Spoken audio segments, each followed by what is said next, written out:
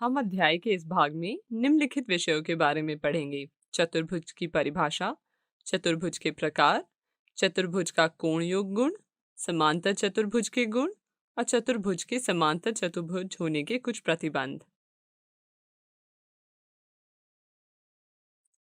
इस चतुर्भुज शब्द को तोड़कर देखते हैं और पता करते हैं कि आखिर इसका मतलब क्या है।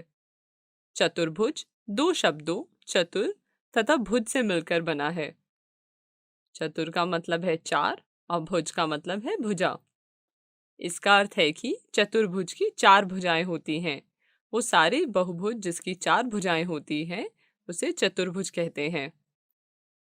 अगर आप ध्यान दें तो पाएंगे कि दैनिक जीवन में पाई जाने वाली वस्तुएं एक विशेष रूप का चतुर्भुज है जिसे आयत कहते हैं।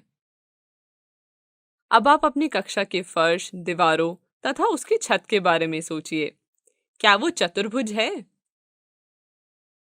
सही सोचा आपने, ये चतुर्भुज है। इस बारे में अपने दोस्तों के साथ चर्चा करें और किन्हीं तीन वस्तुओं की सारणी बनाएं जो चतुर्भुज है। चलिए अब एक प्रश्न देखते हैं। क्या दी गई आकृति एक चतुर्भुज की है? वीडियो को रोकें और इस प्रश्न को खुद से हल करने का प्रयास करें। चलिए अब इसका हल देखते हैं। ये एक चतुर्भुज है क्योंकि इसकी चार भुजाएं हैं, A B, B C, C D और डी ए। आप कह सकते हैं कि देखने में तो यह चित्र त्रिभुज की तरह दिख रहा है, फिर ये चतुर्भुज कैसे है? लेकिन अगर आप इस आकृति पर ध्यान दें तो देखेंगे कि इसकी चार भुजाएं हैं और हमने पढ़ा है कि ऐसे सभी बहुभुज जिनकी चार भुजाएं होती हैं उन्हें चतुर्भुज कहते हैं। अब हम चतुर्भुजों के बारे में तो जान चुके हैं। अब हम देखेंगे कि चतुर्भुज को हम नाम कैसे देते हैं और एक चतुर्भुज की कितनी भुजाएं तथा कोण होते हैं। पहले हम एक चतुर्भुज को नाम देंगे। चतुर्भुज को नाम देने के लिए हमें चारों किनारों का नाम देना पड़ेगा। हम चारों किनारों को ए, बी, सी, डी नाम दे देते हैं। अब हम इस आकृति को एक चतुर्भुज ABCD बोलते हैं तथा चतुर्भुज के किनारों को शीर्ष बोलते हैं। इसलिए इसकी चार शीर्ष है, A, B, C और D। यह भी ध्यान दें कि चतुर्भुज की चार भुजाएं हैं तथा चार कोण हैं। चार भुजाएं हैं AB, BC, CD और DA।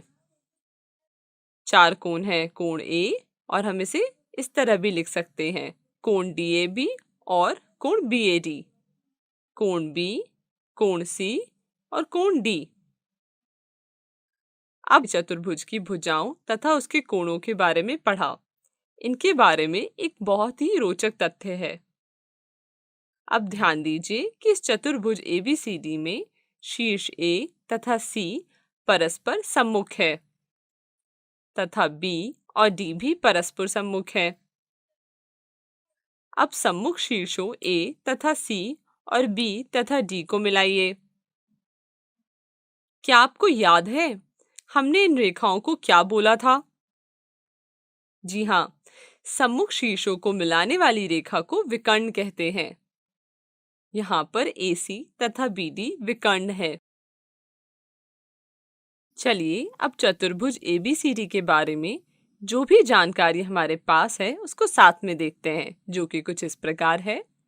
चार भुजाएं AB, BC, CD, DA, चार कोण, कोण A, कोण B, कोण C और कोण D और चार शीर्ष A, B, C और D। कृपया इसे अपनी कॉपी में नोट कर लीजिए।